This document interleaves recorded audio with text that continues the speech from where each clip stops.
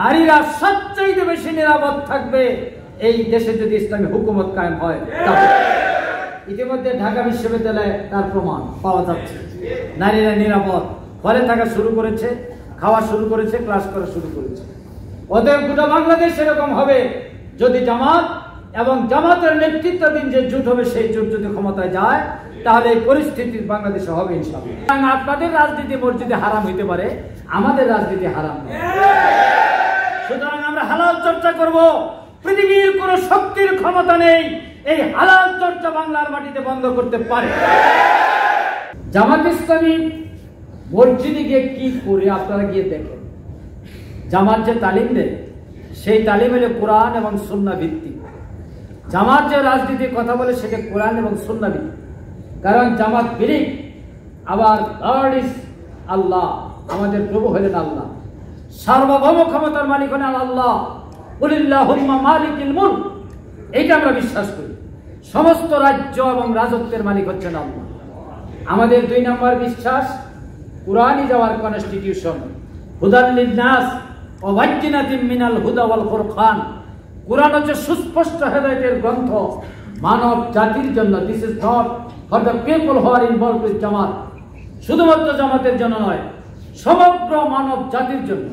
এখানে আওয়ামী লীগ, বৌদ্ধ, খ্রিস্টান, ইহুদি, নাসারা সব আছে, অমুসলিম সকলেই আছে। এটা আমরা বিশ্বাস করি। 3 নম্বর আমরা বিশ্বাস করি আবার লিডার ইজ প্রফেট মুহাম্মদ সাল্লাল্লাহু আলাইহি ওয়াসাল্লাম। এই 3টি বিশ্বাস আমাদের রাজনীতিতে আছে। এই রাজনীতি হইলে বৈধ। আর এই 3টির একটাও আপনাদের রাজনীতির মধ্যে নাই।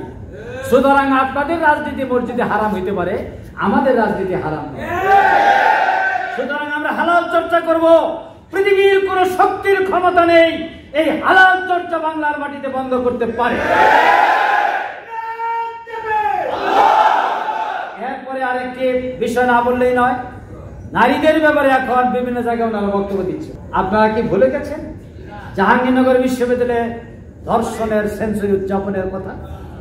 আপনারা কি ভুলে গেছেন চট্টগ্রাম বিশ্ববিদ্যালয়ে এক অসহায় নারীকে নির্যাতন চালানোর কথা? মানুষ ভুলে যায় না। সুতরাং নারীরা সবচেয়ে বেশি নিরাপদ থাকবে এই দেশে যদি ইসলামী হুকুমত কায়েম হয়। ইতিমধ্যে ঢাকা বিশ্ববিদ্যালয়ে তার প্রমাণ পাওয়া যাচ্ছে। নারীরা নিরাপদ ঘরে থাকা শুরু করেছে, খাওয়া শুরু করেছে, ক্লাস করা শুরু করেছে। অতএব গোটা বাংলাদেশ এরকম হবে যদি জামাত এবং জামাতের নেতৃত্বাধীন যে জোট হবে সেই জোট যদি ক্ষমতায় যায়, তাহলে এই পরিস্থিতি বাংলাদেশে হবে ইনশাআল্লাহ। আগামী নির্বাচন, এই নির্বাচন সকল ইসলামী দল সহ দেশপ্রেমিক শক্তিকে নিয়ে ঐক্যবদ্ধভাবে একটি প্ল্যাটফর্মে এসে আমরা নির্বাচন করার সর্বাত্মক চেষ্টা চালিয়ে যাচ্ছি এবং সেটা বাস্তবায়ন হবে ইনশাআল্লাহ। আপনারা সম্মিলিতভাবে ঐক্যবদ্ধভাবে 54 বছরের জগদ্দল পাথর থেকে মুক্তি লাভ করার উদ্দেশ্যে জামাতের নেতৃত্বে যে জোট হবে সেই জোটের প্রার্থী যিনি যেখানে থাকবেন তাকে বিজয়ী করার জন্য ভূমিকা রাখবেন এবং বিজয়ী করার মাধ্যমে আগামী দিনে একটি একক পার্লামেন্ট গঠিত হবে ইনশাআল্লাহ। এবং এইভাবে বাংলাদেশ থেকে আমরা সকল অপকর্ম, মিথ্যাচার এবং মানবতা বিরোধী সকল কিছুর মূলোৎপাটন করবো ইনশাআল্লাহ।